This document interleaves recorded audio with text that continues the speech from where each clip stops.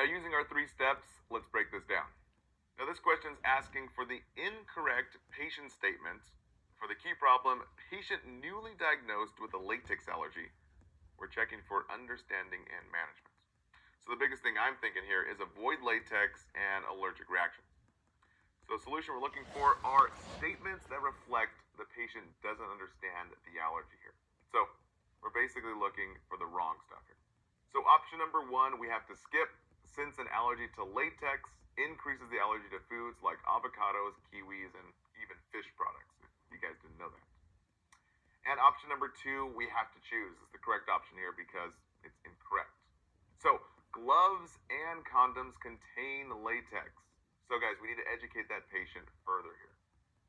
And option 3 and 4 we have to skip because Benadryl or diphenhydramine, that over-the-counter antihistamine, helps with the itching.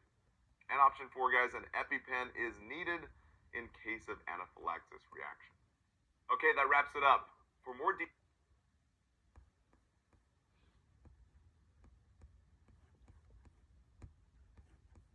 Now, using our 3 steps, let's break this down.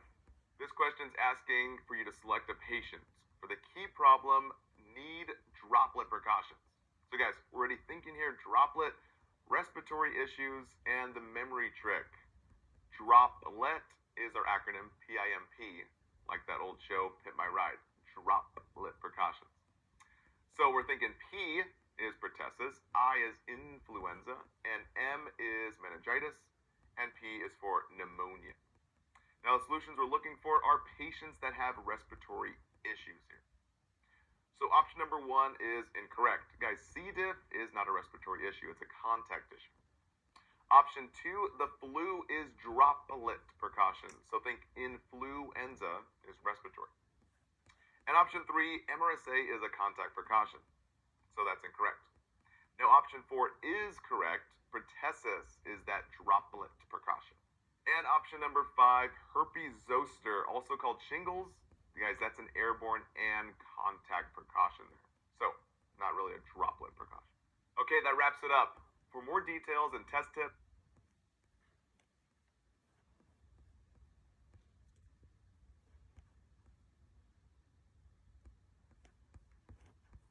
now using our 3 steps, let's break this down. Now this question is asking for PPE to wear for the key problem: patient on airborne precautions who are leaving the room. So the biggest thing I'm thinking here is, how do you prevent the patient's transmission of this airborne? So the biggest solution we're looking for is PPE that protects others from the patient's transmission. So we're thinking, what mask should we put on the patient here? Now this is really tricky here, guys, so listen close. Option number 1 is correct. Only a surgical mask is used to cover the patient's mouth and nose, which prevents transmission here.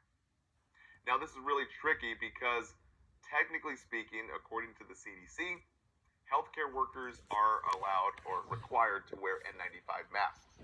And the patients who have the airborne precaution are only wearing the surgical mask, because technically speaking, the patient can't reinfect themselves. So we really want to protect the healthcare workers here. So again, patients who are infected wear the surgical mask, but everyone else who can be infected wears the N95. Now, question 2 is incorrect here. Gown and gloves are not necessary with airborne precautions. And question 3, again, gown and goggles and sterile gloves are not necessary with airborne precautions. Now, option 4 was pretty close here, but it's incorrect. An N95 mask is not necessary with airborne precautions, but it is necessary for all the other healthcare workers. Again, the patient who is airborne infectious has to wear a surgical mask. Everyone else wears that N95. Okay, that wraps it up. For more details and test tips, please see the rationale.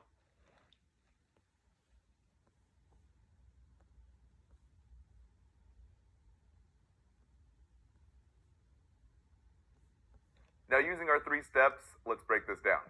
This question's asking for assessment findings with the key problem here: increased patient fall risk.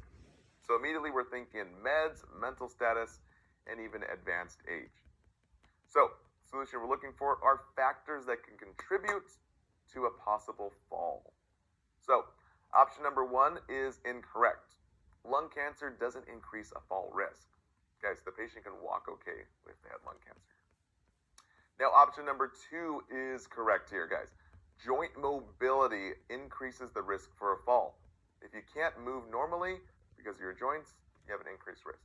Option 3 is also correct here. Guys, older age or advanced age always increased risk for fall due to bone and joint changes. And option 4 is correct. Alprazolam, guys, that's a sedation effect. Remember, benzos, Pam and Lam, increased risk for fall because the patient's more sedated here. And option 5 is also correct. A walker increases the risk for a trip and fall. Sounds kind of counterintuitive, but write that one down. Okay, that wraps it up. For more details and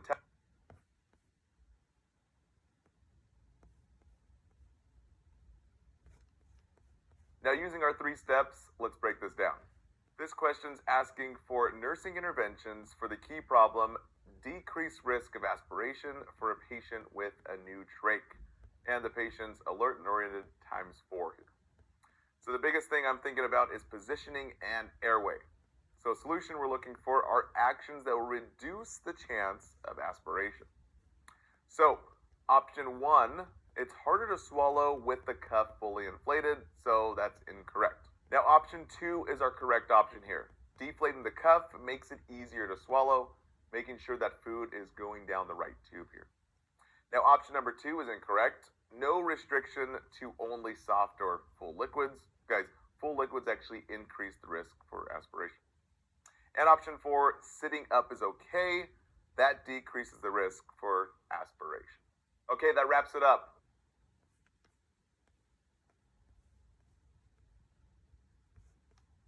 Now, using our 3 steps, let's break this down. This question's asking for the best nursing interventions for the key problem, patient with internal radiation implanted that just got dislodged next to the patient's pillow. So the solution we're looking for is the correct actions to handle this implant as well as the patient. So option number 1 is correct here, guys. Incident report is needed to document this problematic event. And option number 2 is also correct. Guys, we contact the HCP because the HCP needs to be aware it's out. And option 3 is also correct. Radiation safety officer can promptly handle this implant as well as the scene.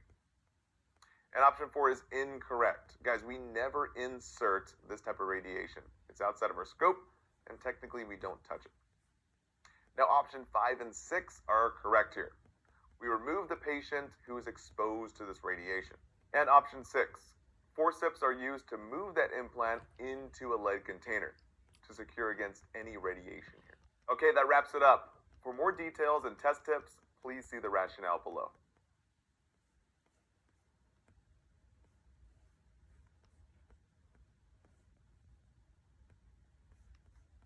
Now, using our 3 steps, let's break this down. Now, this question's asking for the nurse's advice for the key problem. Grandma or grandma, basically the grandparents, call and says that the little grandchild swallowed imipramine. Guys, but no behavior has been changed. So, if you guys didn't know, imipramine is an antidepressant and they need medical care. So, the solution we're looking for are what to tell the grandparents to do. So, option number 1 is incorrect. You don't advise treatment. Guys, they need to be assessed first. Now, option 2 is correct. Take the child to the hospital for care right now. Full assessment, guys. Now, option 3 is incorrect. You cannot wait for a pediatrician appointment. They need to be seen right now. And option 4 is also incorrect. That patient needs to be seen right now. Okay, that wraps it up. For more details and test tips, please see the rationale below.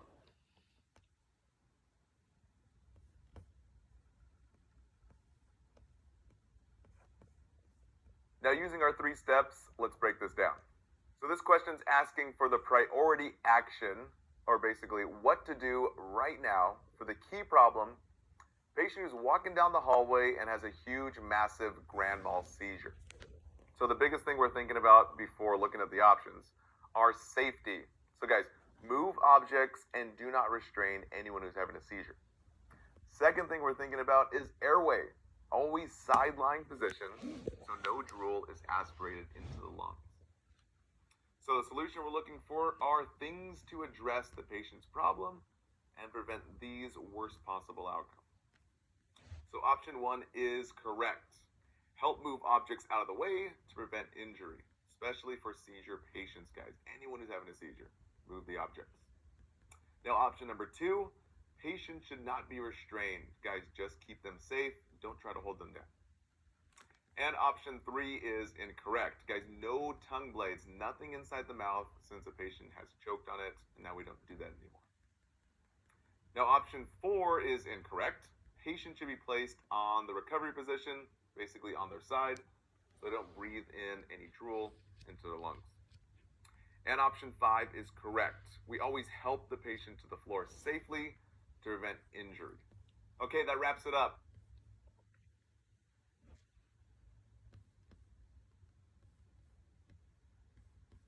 Now, using our 3 steps, let's break this down. This question's asking for the priority action of what to do right now for the key problem of stridor and difficulty breathing.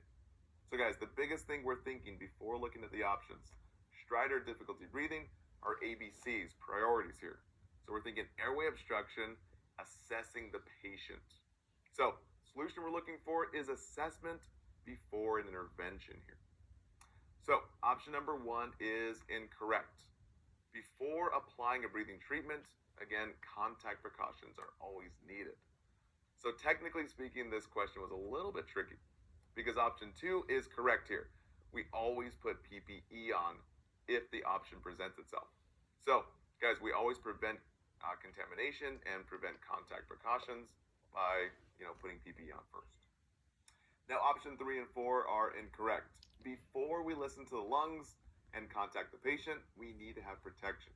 And option number 4, before disrobing a patient, again, you need contact precautions to be safe. So guys, always PPE if the options present itself that way. Okay, that wraps it up. For more details and test tips, please see the rationale below.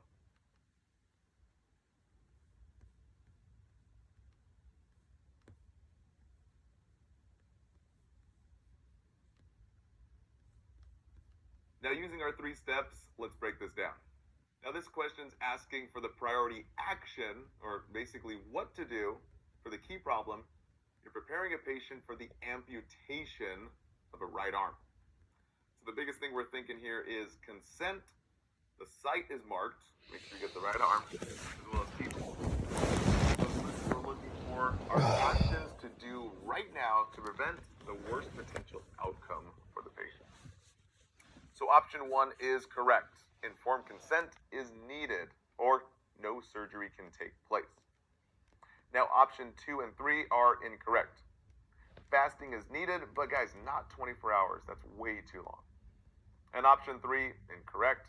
If the patient has a central venous line, there's no need for a PIV, or a peripheral inserted line. And option 4 is also incorrect. History of depression may be helpful info, but it's not priority to the surgeon or the surgery. Okay, that wraps it up. For more details and test tips, please see.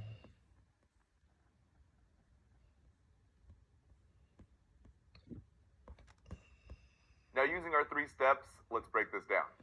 This question's asking for which IV access should be removed ASAP. For the key problem, which IV to take out now to prevent infection. So I'm already thinking something's been in for way too long, or it's either soiled or not in a good location. So the solution we're looking for are which IV site has greatest potential to become infected. So option number 1 is incorrect. Central line for 12 hours, guys, that's not the greatest risk for infection. Now option number 2, the central venous line in the groin, big time dirty area. It's not clean.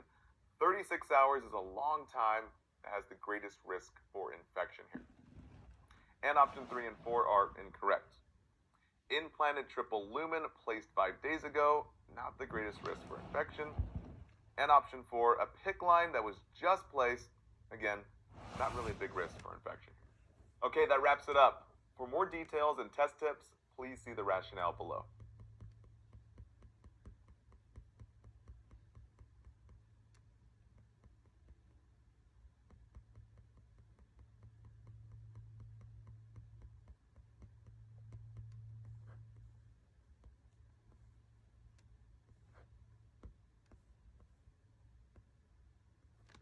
Now, using our 3 steps, let's break this down.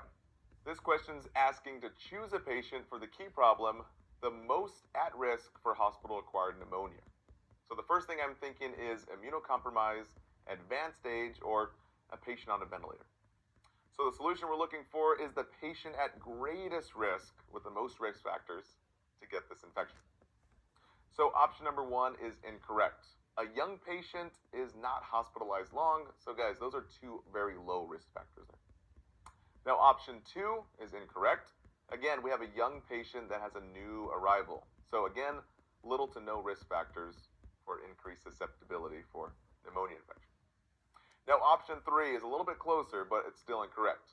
A middle-aged patient, guys, we have no new risk factors for this patient. So option 4 is our correct option. Not only do you have an older patient, but this patient's on a ventilator. 2 high-risk things that puts this patient most at risk for pneumonia. Okay, that wraps it up. For more details and test tips,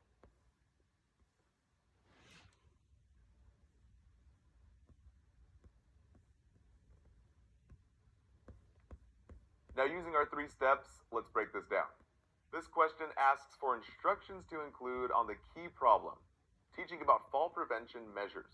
So before we're looking at the options, I'm already thinking non-slip socks, well-lit hallways, and guys, no rugs here. So the solution we're looking for are ways to minimize this fall. So option number 1 is incorrect. Adequate lighting all the time to ensure visibility, guys. Now option number 2 is correct. A gait and strength training helps with stability and safe walking there. And option number 3 is correct. Handrails for the patient helps with stability and gripping.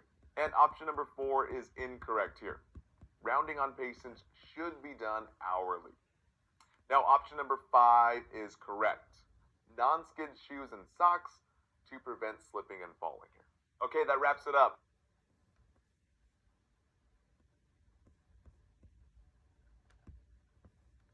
Now using our 3 steps, let's break this down. This question's asking for the best advice to give for the key problem, a parent whose toddler accidentally drank some liquid medication. So the biggest thing we're thinking here, before we look at the options, are safe storage of hazards, and guys, we need to child-proof that medication. So solution we're looking for are best instructions to give to keep this kid safe from medications at home. So option number 1 here, securing medications in a locked cabinet will ensure that the kid can't get to it. That's the correct option. Now option number 2 is incorrect. It's not practical to watch that toddler every single moment of the entire day. And option 3 and 4 are also incorrect. It's not enough to keep the medication in a high cabinet. Toddlers can climb, so we need to lock that cabinet. And option 4, incorrect. Child-proof is good, but medication needs to be locked and away from any type of access. Okay, that wraps it up. For more details and test tips, please see the rationale below.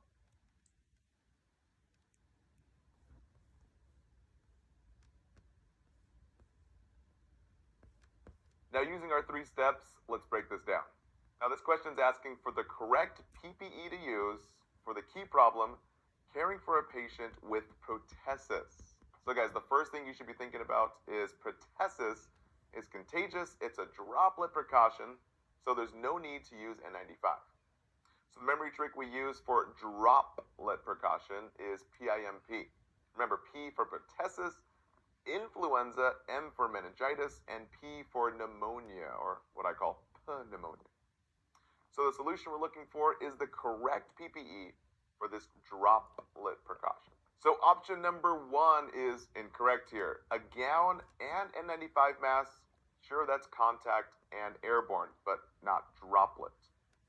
So option number 2 is correct. Gloves, eye protection, and mask protects from that droplet precaution. And 3 and 4 are incorrect. Guys, we need to protect ourselves from that droplet precaution. So just gloves, gown, and mask. No need for N95. That is airborne precautions. Okay, that wraps it up. For more details and test tips, please see the rationale below.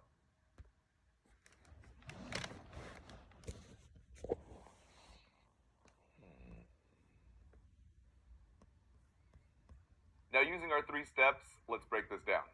This question is asking for instructions to be included into the key problem, teaching about sitting down and getting up with crutches. So the first thing I'm thinking is safety and proper technique. Guys, always think about stability anytime you're using crutches here. So the solution we're looking for are the safest ways to use a crutch when you're getting down and up from a chair. So option number 1 is incorrect here. Both legs, not just the unaffected leg, should be touching the chair when you're able to sit here. And option number 2 is correct here. You should scoot your booty to the edge of the chair and put the weight on the good leg, remember stability, before safely standing up. And option 3 is also correct. Hand opposite of the injury to hold the arm of the chair, and the other to hold the crutches. This is used for balance. Guys, remember, safety with crutches is stability. And option number 4 is incorrect, as well as 5. So, option 4, it's unsafe to hold the crutch in each hand when you're getting up from the chair. Unstable, guys. And option number 5, incorrect. You want to avoid the words like only. So, the NCLEX says only arm handles. That's a huge red flag, guys. Never use words like only. So, client with crutches are to use the opposite hand from the injury. Remember, guys, the stability with crutches here. Okay, that wraps it up. For more details and test tips, please see the rationale below.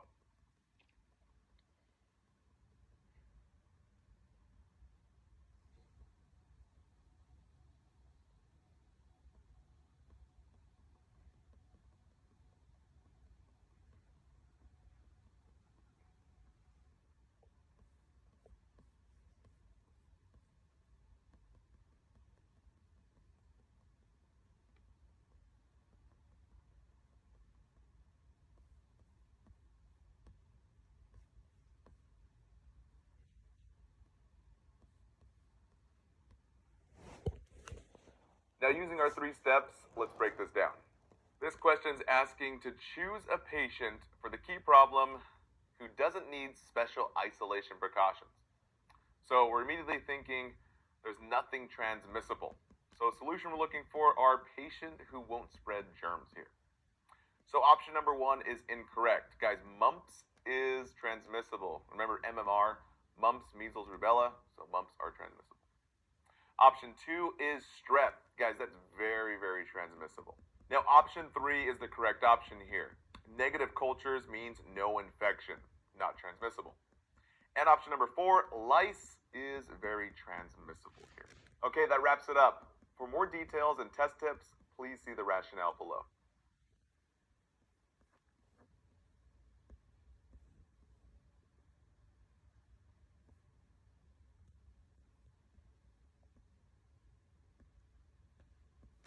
Now, using our 3 steps, let's break this down.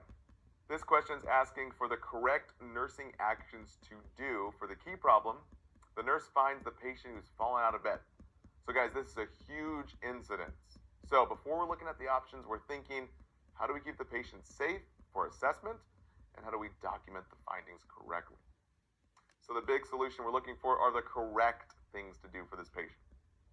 So option number 1 is correct. Guys, checking for injury assures safety through assessment. And option number 2, incident report. Guys, we're completing the protocol's correct documentation. Now, option 3 is incorrect. Guys, we need to assess the patient first before returning them to bed. If that patient has broken anything, we really don't want to move them until we address. Now, option 4 is correct here. You always want to chart in the incident report as being complete. And you save the juicy details for the incident report, guys.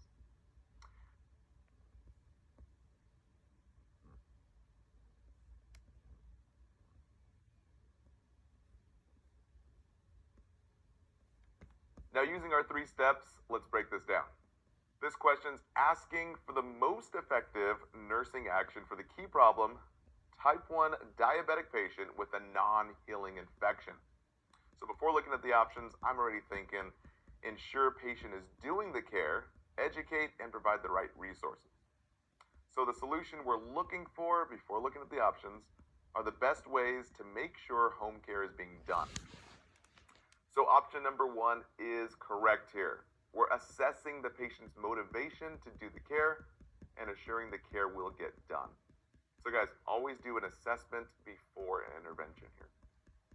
So option 2 is incorrect. Checking into a nursing home is not addressing the home care issue here. And option 3 and 4 are also incorrect. Wound care supplies should be supplied as needed, but guys, it doesn't assess the patient's willingness to do it. And option 4, teaching about consequences are good, but it doesn't mean the patient's going to perform the care. So always assess the patient's motivation here. So option 1 is correct here.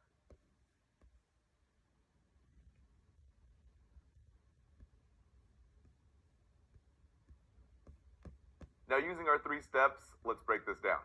This question's asking for interventions to perform for the key problem, protecting a patient in bilateral wrist restraints from injury. So, before we look at the options, I'm already thinking, how do we assess the circulation as well as the safety of this patient in restraints? So the solution we're looking for are actions we can do for this patient to make sure they don't get hurt from these restraints. So option number 1 is correct.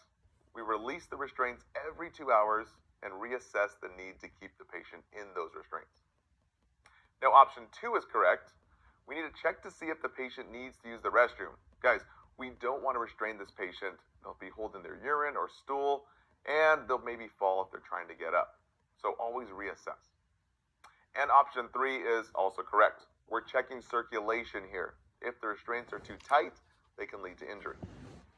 And option 4 is incorrect.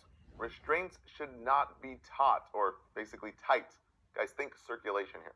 And lastly, option number 5 is correct. We always put the patient on quick release, just in case we need to move them rapidly. Okay, that wraps it up. For more details and test tips,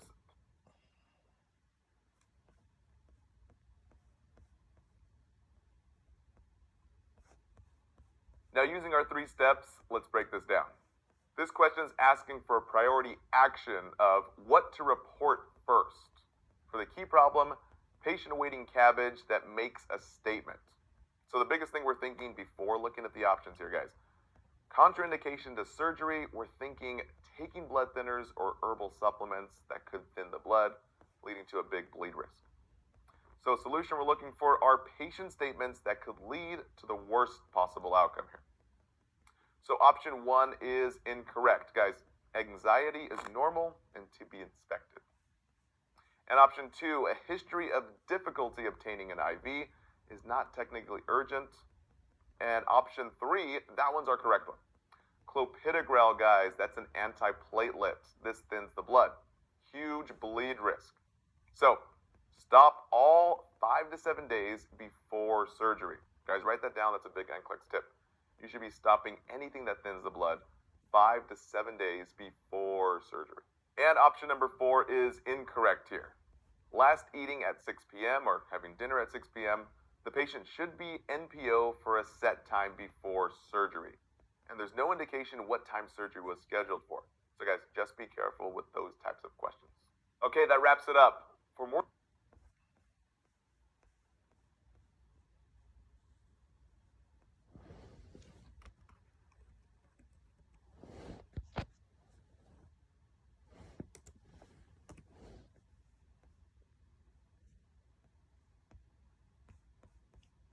Now using our 3 steps, let's break this down.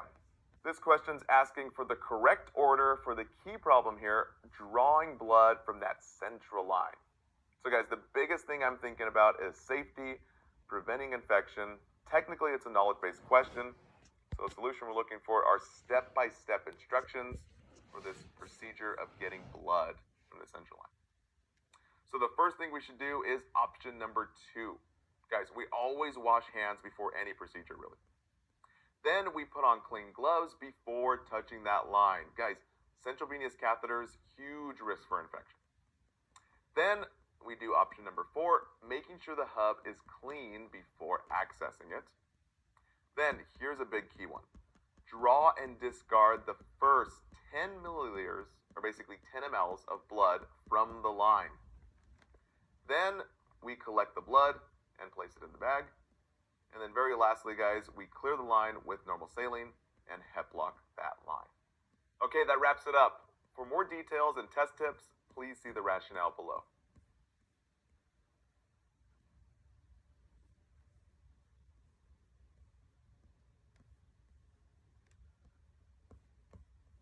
Now, using our 3 steps, let's break this down. This question's asking to choose events for the key problem, an occurrence that requires an incident report. So before looking at the options, I'm thinking fall, drug error, or anything that's harming the patient. So solutions we're looking for is which scenario results in mistake or inappropriate care. So option number 1 we have to choose because it's incorrect to use that big ol' 18 gauge for an intradermal injection. Guys, 18 gauges are way too big. Serious error right there.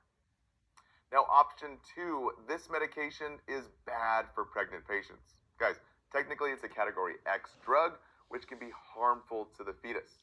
So, big error there. Now, option 3 and 4 we have to skip because flushing is an expected side effect with Nolvadex. And option 4, itchy after morphine, guys, that's a normal expected side effect. Now, option 5, technically a medication error here. Cephalosporins closely are related to penicillins, and you're likely to have an allergic reaction here. So, massive error there. Okay, that wraps it up. For more details and test tips, please see the rationale below.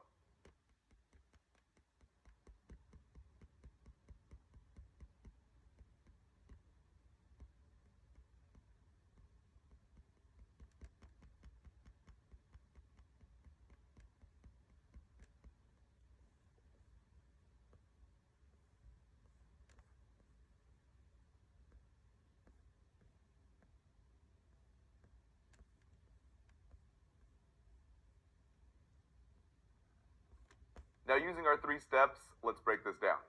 This question's asking for a potential lab error. For the key problem, you're reviewing labs of a patient with a regular heart rhythm and rate of 72. So guys, the biggest thing I'm thinking before I look at the options is the normal heart rate, normal rhythm. The memory trick for P for potassium, guys, just think P pumps the heart. So if you have too much potassium, you have too much pumps. So we get P, peak T waves, and even ST elevation on the cardiac monitor. So guys, just remember, more potassium means more pumps. So higher pumps here.